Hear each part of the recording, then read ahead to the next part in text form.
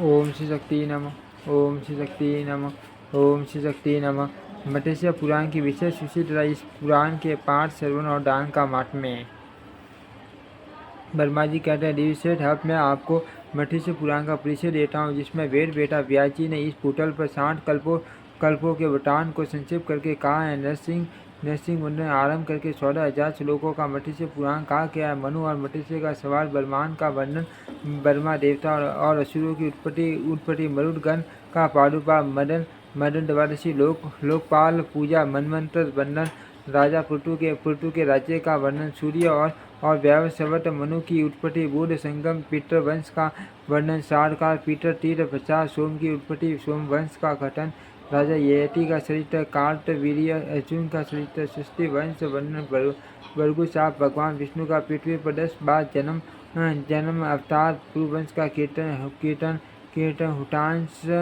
वंश का वर्णन, पहले क्रिया योग, फिर पुराण कीर्तन, नक्षत्र व्रत, पुरुष व्रत, मार्तंड शयन व्रत, श्री कृष्णाष्टमी में व्रत, रोहिणी चंद्र नामक व्रत, तड़ाक विधि की महिमा, वर्षोत्सर्ग,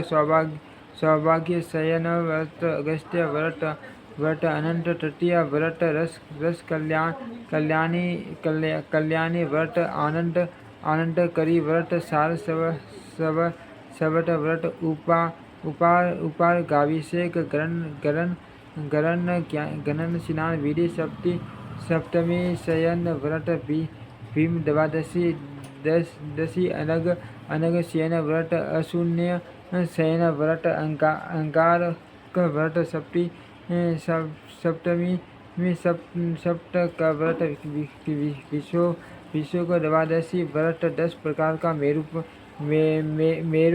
प्रदान, ग्रह शांति, ग्रह स्वरूप कटा, शिव चतुर्दशी, सर्व फल त्याग, रवि वाक करट,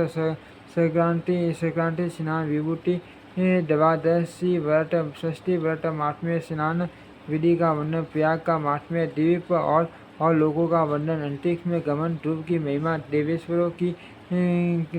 के भवन, त्रिपुर का प्रकाश, श्रेष्ठ पितरों की महिमा, मनवंतर निर्णय, चारों युगों की उत्पत्ति, युग धर्म निरूपण, वज्रांग की उत्पत्ति, तारकासुर की उत्पत्ति, तारासुर का महात्म्य, ब्रह्म देवानु कीर्तन, पार्वती का प्राकृत्य, श्री तपोवन, मदन दया रथि शोक, गौरी तपोवन, शिव का गौरी को प्रसन्न करना,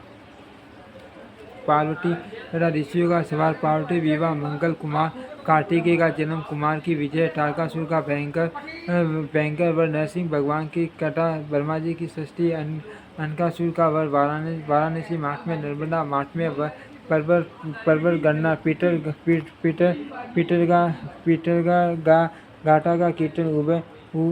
उभय मुखी गौ का दान, काली मृग श्रम का दान, सावित्री की कथा,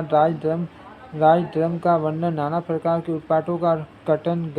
गणनाथ यात्रा निमित्त वर्णन, सर्वमंगल कीर्तन, ब्राह्मण और बारह का महात्म्य, समुद्र मंथन, कालकूट की शांति, देवासुर संग्राम, वास्तु विद्या, प्रतिमा लक्षण, देव मंदिर निर्माण, प्रसादल लक्षण, मंडप लक्षण, भविष्य राजाओं का वर्णन, माँ दानव वर्णन तथा कल्प कीर्तन, इन सब विषयों का इस पुराण में वर्णन किया गया है। जो पवित्र, कल्याणकारी तथा आयु और कीर्ति बढ़ाने वाले इस पुराण का पाठ अथवा श्रवण करता है वह भगवान विष्णु के धाम में जाता है। जो इस पुराण को लिख कर सूर्य में मत्स्य और गौ के साथ विष्णु योग में ब्राह्मण को सत्कार पूर्वक दान देता है वह परम पद को प्राप्त होता है। ओम श्री शक्ति नमः। ओम श्री शक्ति नमः। ओम श्री शक्ति नमः। ओम श्री शक्ति नमः।